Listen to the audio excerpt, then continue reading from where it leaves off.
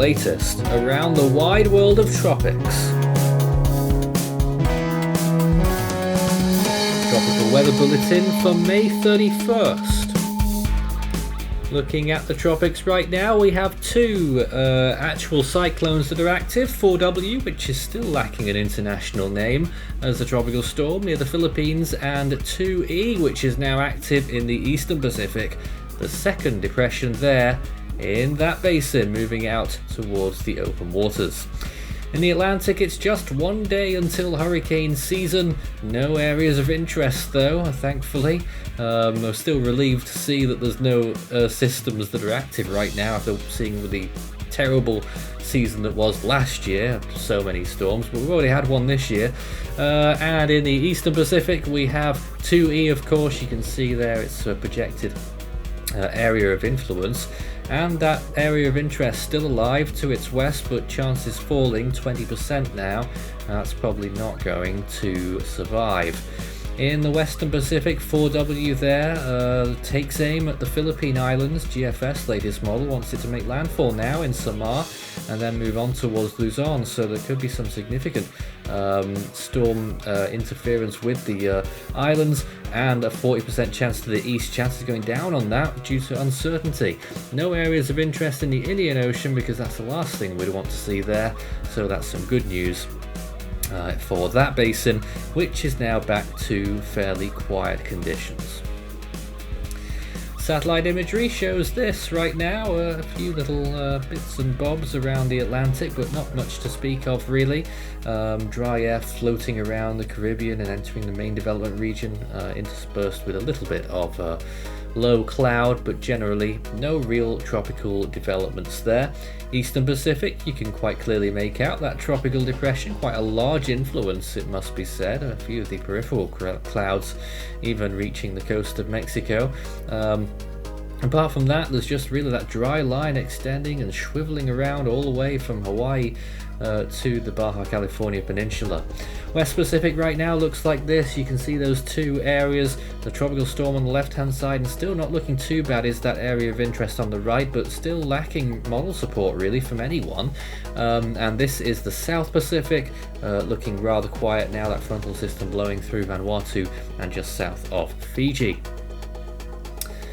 And looking at the Indian Ocean, this is how it looks right now. There's actually a little disturbance there in the Arabian Sea, but that's not going to become anything.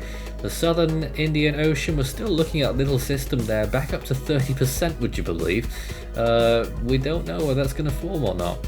And this is the Western Pacific close up right now. You can see again those two areas. This is the water vapor imagery, the left hand side the tropical storm 4W, quite some influence there, and indeed it will be delivering heavy rainfall over the Philippines right now, I'm pretty sure of that.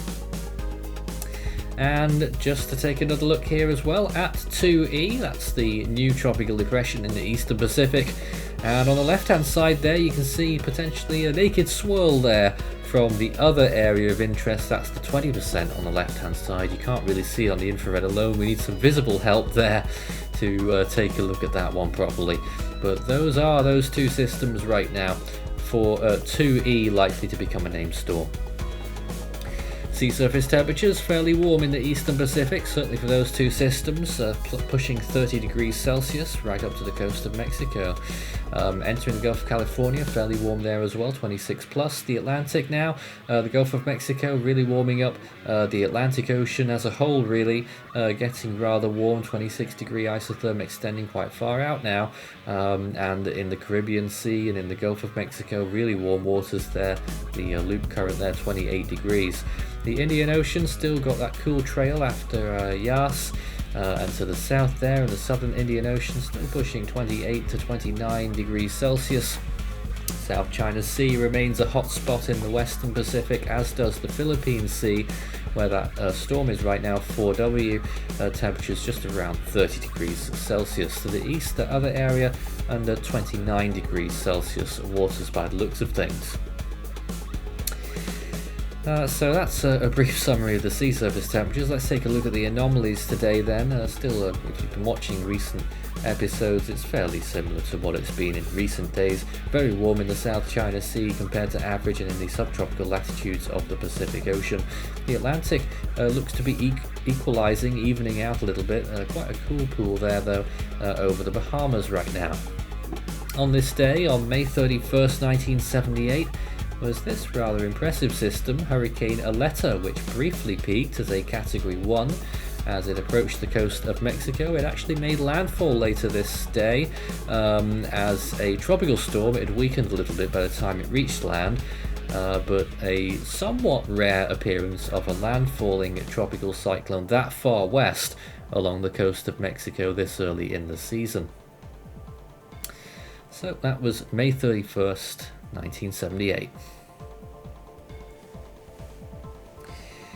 Well, let's take a look then at where we're up to this year so far. The next name on the Atlantic hurricane list is Bill, because Anna couldn't wait long enough for the start of hurricane season. In the Eastern Pacific, we may be on the verge of seeing Blanca, followed by Carlos. In the Central Pacific, the next name is Hone. In the Westpac, list 4 sees Choi Wan up next. Some people think it should already be named, followed by Koguma. And in the North Indian Ocean, hopefully we won't see it anytime soon, but the next name is Gulab.